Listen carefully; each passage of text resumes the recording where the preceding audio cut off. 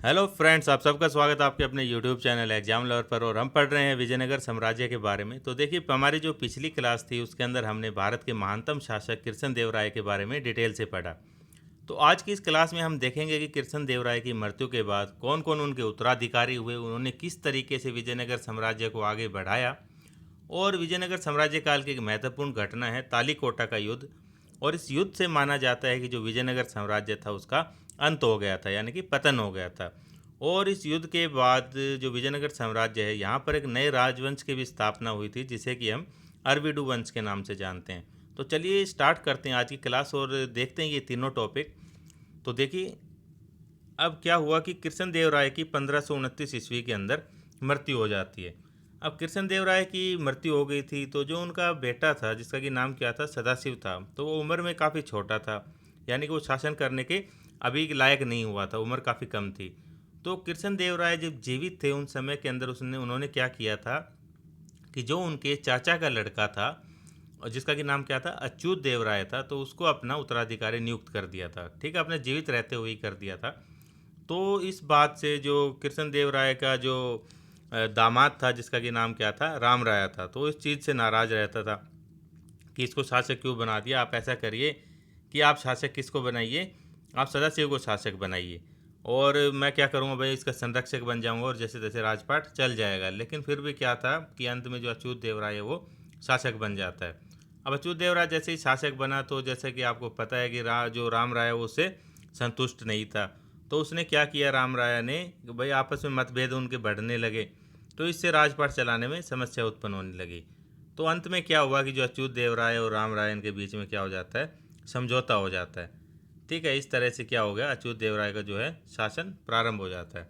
अब देखिए, इनके शासनकाल की वैसे कोई एग्जाम की दृष्टि से महत्वपूर्ण घटनाएं नहीं है, फिर भी आपको स्टोरी टाइप में बता देता हूँ ताकि इंटरेस्ट बना रहे और आप यानी कि लिंक कर पाएँ क्लास को। ठीक है, कभी कोई क्वेश्चन बाई चांस बन भी जाए तो आप उसको ईजिली सॉल्व कर पाएँ।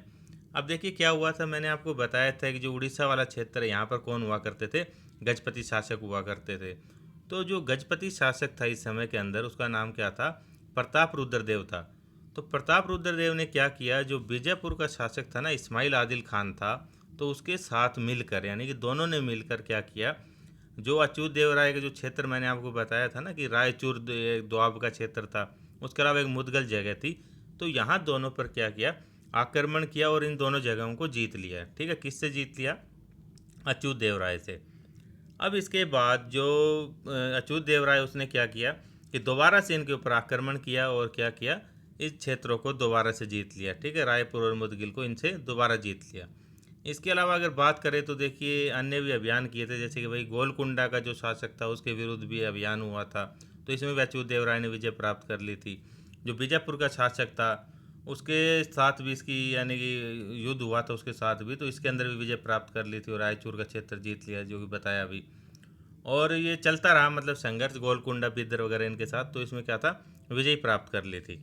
तो ये कोई महत्वपूर्ण बात नहीं है। जो सबसे महत्वपूर्ण बात है इसके शासनकाल की, वो देखिए क्या है कि जो अच्युत देव राय उसने अपने शासनकाल में क्या किया था, एक नए अधिकारी की नियुक्ति की थी जिसका कि नाम क्या था, महामंडलेश्वर।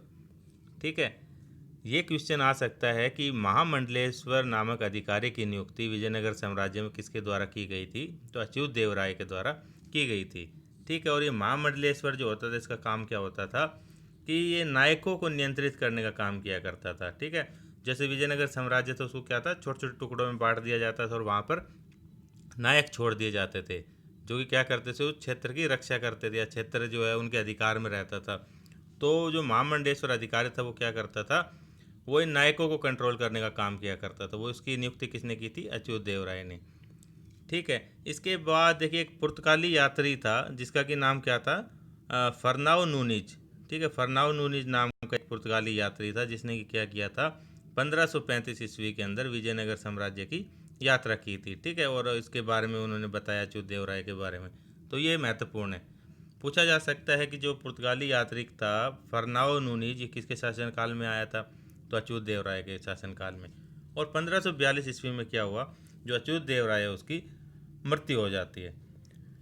ठीक है, लेकिन अब ये मृत्यु से पहले जो घटनाक्रम हुआ था मैं उसके बारे में आपको बता दूं कि देखिए क्या हुआ था, जो गोलकुंडा का शासक था ना, तो गोलकुंडा का जो शासक था, तो उसने क्या किया था, जो राम राय मैं आपको बता रहा हूँ, जो कि कृष्ण देव राय का दामाद था, तो उसके साथ मिलकर क्या किया, अच्युत देव राय को बंदी बना लिया था। ठीक है, अच्युत देव राय को बंदी बना लिया। उसके बाद जो राम राय है उसने क्या किया, खुद को शासक घोषित कर दिया था। और इसके अलावा ये राम राय, इसने काफ़ी सैन्य अभियान भी किए, अपने क्षेत्र प्रदेशों को बढ़ा लिया था। लेकिन बाद में जैसे क्या हुआ कि अच्युत देव राय जो है उसको छोड़ दिया गया ये जो गोलकुंडा के शासकों के द्वारा।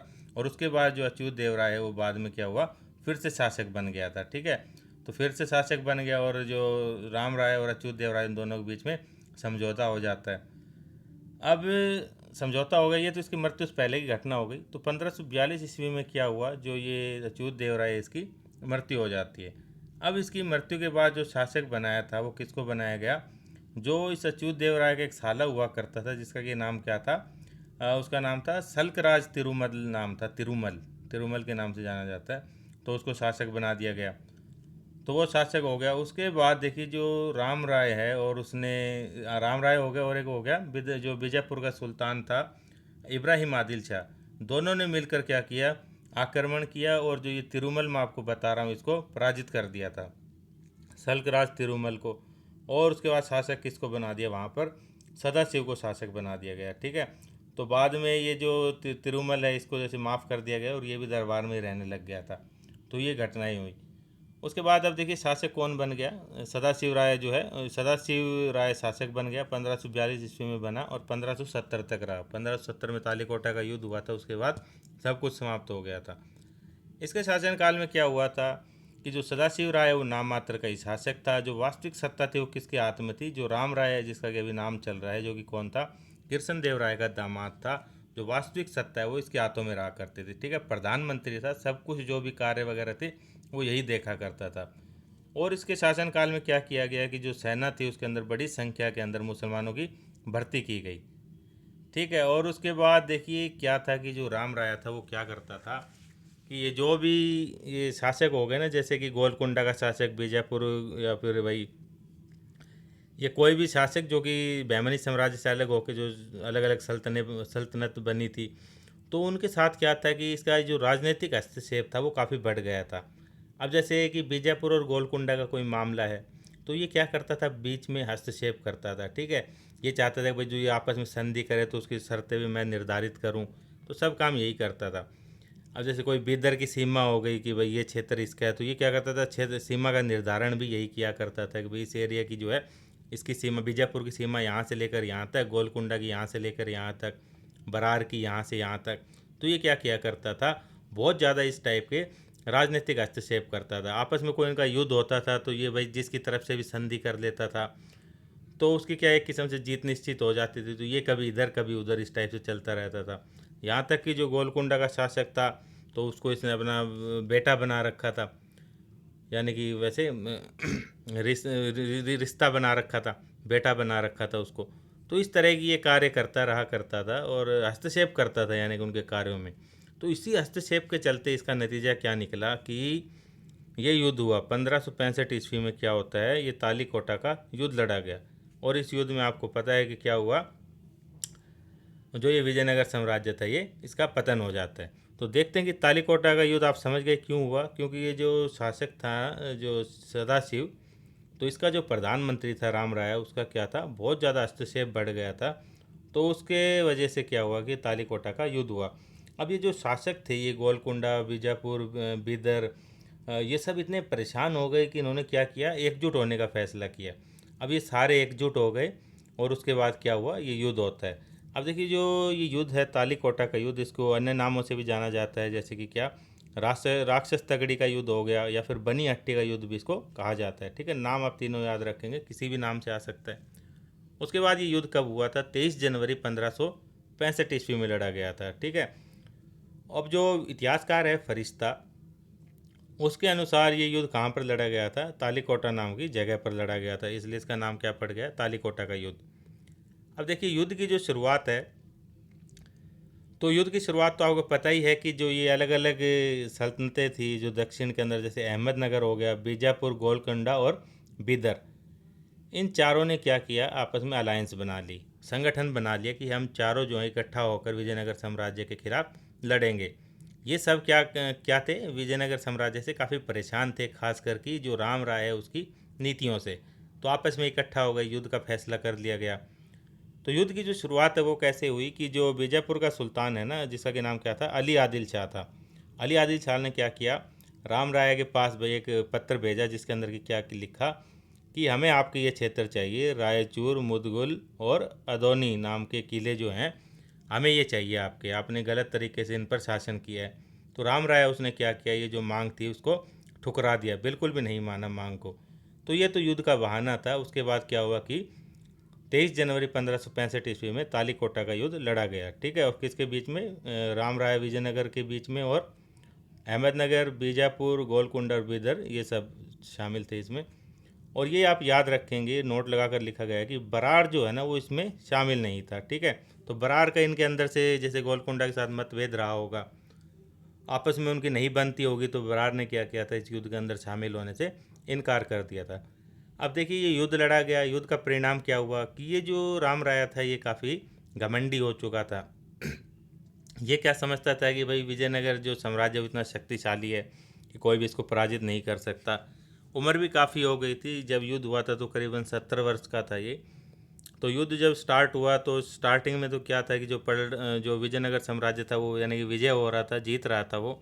लेकिन बाद में जैसे इन्होंने, इन चारों ने अपने तोप खानों का और ये बंदूकों का प्रयोग किया, तो क्या हुआ, युद्ध का पलड़ा पलट गया।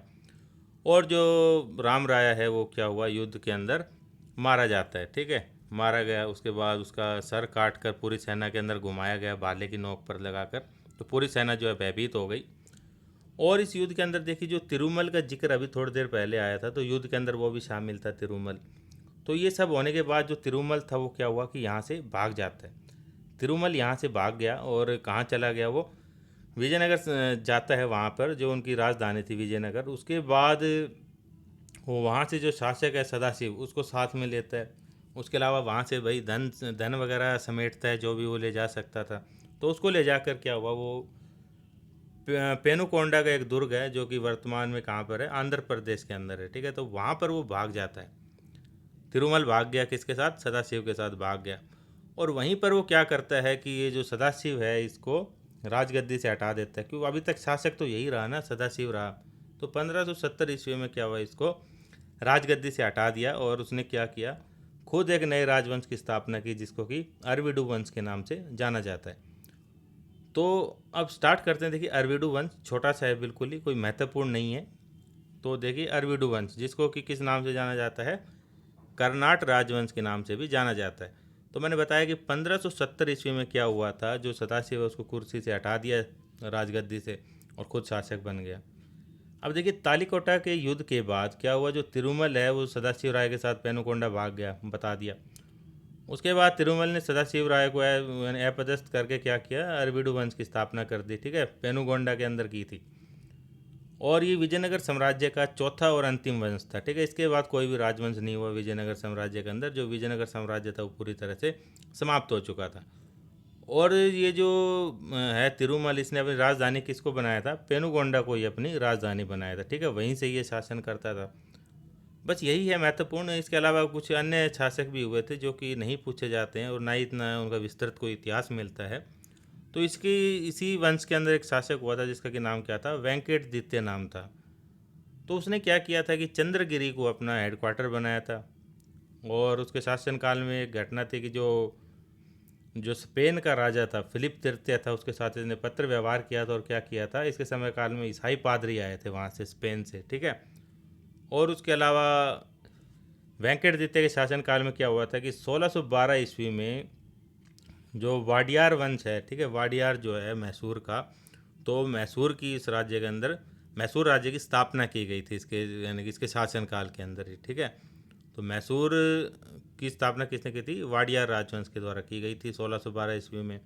और जो अंतिम शासक था अरविडू वंश का, वो कौन था, श्रीरंग नाम था, ठीक है। ये इसके बारे में कुछ इंपॉर्टेंट बात बता दी है जो कि पूछी जा सकती है। तो फ्रेंड्स ये थी आज की क्लास। तो इसके बाद में हम देखिए पढ़ेंगे कि जो प्रशासनिक व्यवस्था थी विजयनगर साम्राज्य की वो किस तरीके से रही थी, तो ये सब पढ़ेंगे। तो ये थी आज की क्लास। तो आप क्या करेंगे, वीडियो को अधिक से अधिक लाइक करेंगे और अगर पसंद आता है तो क्या करेंगे, चैनल को सब्सक्राइब और शेयर करेंगे। तो थैंक यू फ्रेंड, मिलते हैं नेक्स्ट वीडियो में।